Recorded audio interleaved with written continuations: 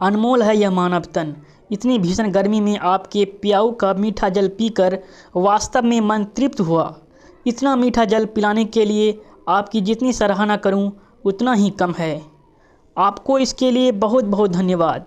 जून की भीषण गर्मी में राहगीरों के लिए मार्ग में रखे गए मीठे जल के लिए ब्रिज बिहारी जी को हर राहगीर से लगभग ऐसे ही मधुर उद्गार सुनने को मिल रहे थे। गर्मी से बेहाल हर राहगीर को मधुर जल पीकर जो तृप्ति मिलती है उसके लिए वे हृदय से ब्रिज बिहारी जी को धन्यवाद, साधुवाद आदि कहते हुए आगे निकल जाते थे।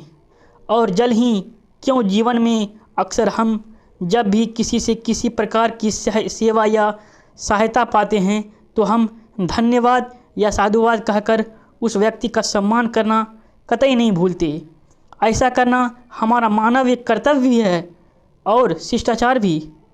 ब्रिज बिहारी जी की तरह संसार में ऐसे असंख्य लोग हैं जो दूसरों की सेवा सहायता करते हैं और धन्यवाद के पात्र बनते हैं। पर क्या कभी हमने इस पर विचार किया है, चिंतन किया है, मनन किया है कि किसी के द्वारा जल पाकर या अन्य वस्तु सहयोग या सेवा पाकर हम उस व्यक्ति को तो हृदय से साधुवाद कहते हैं, पर क्या कभी हमने उस परमात्मा को धन्यवाद कहा है जिसने हमें इतना अमूल्य व अनमोल मनुष्य शरीर दिया है, मानव जीवन दिया है। मनुष्य शरीर ही तो वह साधन है जिसके द्वारा हम मोक्ष, मुक्ति, निर्वाण, कैवल्य, समाधि, सिद्धि, आत्म साक्षात्कार, ईश्वरीय साक्षात्कार, परम आनंद आदि प्राप्त कर सकते हैं। मनुष्य शरीर में ही तो हम उद्योगपति, चिकित्सक, गीतकार, कलाकार आदि बन पाते हैं। इसके लिए क्या कभी परमात्मा को हमने सचमुच हृदय से धन्यवाद कहा है? वन, उपवन, पर्वत, उफनती हुई नदियों, खिले हुए रंग बिरंगे पुष्पों, सागर में उड़ती लहरों, आकाश में चमकते सितारों, पूरी वसुंधरा को अपनी चांदनी से नहला देने वाली पूनम की रात और उषाकालीन उदीयमान सूर्य के अनुपम सौंदर्य को देखकर हमें जो आत्मिक आनंद की अनुभूति होती है, उसके लिए परमात्मा को हम कितनी बार और कैसे धन्यवाद कहें। अंधेरे को मिटाकर जगत को अपने आलोक से भर देने वाले भगवान सूर्य के लिए हम उन परमात्मा को कैसे और कितनी बार धन्यवाद कहें।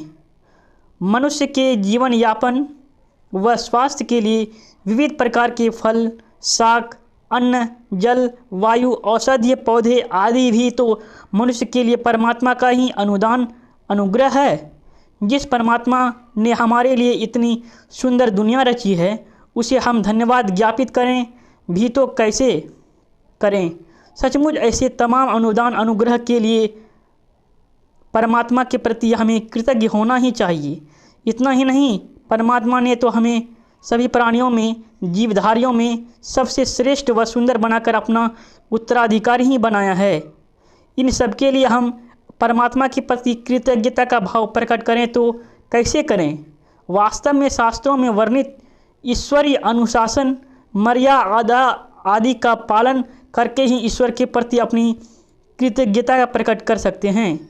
मात्र शब्दों से कृतज्ञता का भाव प्रकट नहीं किया जा सकता है।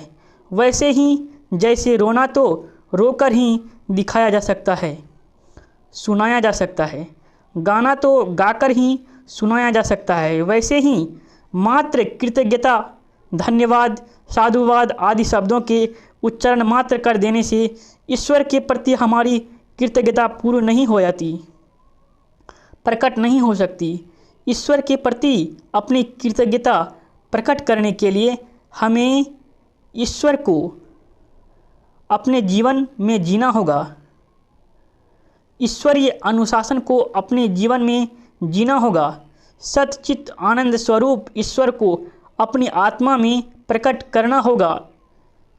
ईश्वर के अंश होने के कारण हमें भी हमारे वास्तविक सच्चित आनंद स्वरूप को पाना होगा।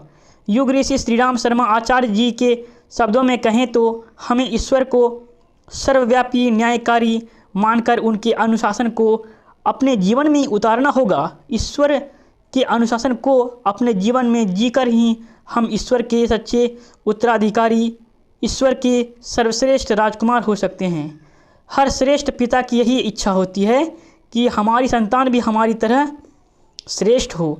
ईश्वर परम पिता है, इसलिए हमारी आत्मा में बीज रूप में ईश्वरत्व प्रदान किया है, पर उस बीज में अंकुरण हो सके, उस बीज में सुषुप्तावस्था में व्याप्त ईश्वरत्व जाग सके, उस हेतु हमें शास्त्रों में वर्णित ज्ञान, कर्म, भक्ति, स्वाध्याय, सेवा आदि योग साधनों का निरंतर अभ्यास करना होगा। उन योग साधनों के निरंतर अभ्यास से ही हम अपने भीतर ईश्वरत्व को जगा सकते हैं। हम अपने भीतर करुणा, प्रेम, संवेदना आदि दिव्य भावों को तभी जगा सकते हैं, तभी हम अपने भीतर सोए देवत्व को जगा सकते हैं। उन दिव्य भावों को जगाकर हम भी दिव्य हो सकते हैं। देवत्व ही मनुष्य की असली पहचान है। देवत्व के अभाव में सत्य, ज्ञान, करुणा, प्रेम आदि दिव्य गुणों, ईश्वरीय भावों के अभाव में मनुष्य आकृति से मनुष्य भले ही दिख सकता है, पर वास्तव में प्रकृति से वह मनुष्य नहीं हो सकता। समाज में हत्या, लूट, बलात्कार, भ्रष्टाचार, दुराचार, हिंसा आदि घटनाओं को अंजाम देने वाले भी तो आकृति से मनुष्य जैसे ही दिखते हैं, पर क्या वे प्रकृति से सचमुच मनुष्य हैं? शेर के बच्चे में शेर होने की संभावना रहती है, पर इसके लिए उसे अपने अंदर सोए शेर को जगाना पड़ता है, वरना भेड़ों के बीच रहते हुए भेड़ों जैसा ही जीता रहा। वह अपने भीतर शेर जैसा साहस पैदा न ही कर सका, जिसकी एक दहाड़ मात्र से सारे वन्यजीव भयभीत हो भाग खड़े हो सकते थे। वह स्वयं ही धूम दबाकर भागता रहा और तदनुरूप जीवन जीता रहा। उसी प्रकार ईश्वरत्व के देवत्व के नहीं जागने से हम भी शेर होते हुए भी, ईश्वर का श्रेष्ठ राजकुमार होते हुए भी वासनाओं, तृष्णाओं, कामनाओं की पूर्ति हेतु पशुवत जीवन जीते हुए अपनी जिंदगी समाप्त कर लेते हैं। हम भी भेड़ सरीखा जीवन जीने लगते हैं। यदि विषय भोगों के लिए ही जीवन होता तो इसके लिए मनुष्य तन जरूरी न था, इसके लिए तो पशु तन ही पर्याप्त है। उपनिषदों में मनुष्य को अमृत पुत्र कहा गया है, आत्मा को अजर, अमर और विनाशी कहा गया है, पर अमृत पुत्र होते हुए भी, अमर अविनाशी होते हुए भी हम हर पल मृत्यु के भय से कांपते हैं। हम मरने से पहले ना जाने कितनी बार मर चुके होते हैं। यज्ञ, दान, परोपकार आदि श्रेष्ठ कर्म करने की बातें सुनते ही हम उन्हें पूरा करने के बजाय धूम दबाकर भाग खड़े होते हैं। इंद्रिय संयम के बजाय इंद्रियों के दास बने रहते हैं। ध्यान, जप, तप आदि आध्यात्मिक साधनाओं के प्रति उदासीन रहकर हम सचमुच ही इस मनुष्य जीवन का ईश्वर के द्वारा प्रदत्त इस अनमोल उपहार का कितना निरादर करते हैं। हमारे अंदर ईश्वरत्व जाग जाए तो हम वासना, तृष्णा, कामना से सदा सर्वदा के लिए मुक्त होकर सदा के लिए परम आनंद में अस्थित हो सकते हैं। साधक के अंदर जागे ईश्वरत्व देवत्व के समक्ष कामना, वासना, तृष्णा आदि निमग्नगामी प्रवृत्तियां वैसे ही मिट जाती है जैसे सूर्य के उदय होते ही अंधकार का अंत हो जाता है। हमारे अंदर ज्ञान का सूरज उग आए तो हम भी आलोक से आप्लावित हो, प्रकाश से प्रकाशित हो, न सिर्फ मानव जीवन को सफल बना सकते हैं बल्कि परमात्मा की सच्ची व श्रेष्ठ संतान भी कहला सकते हैं।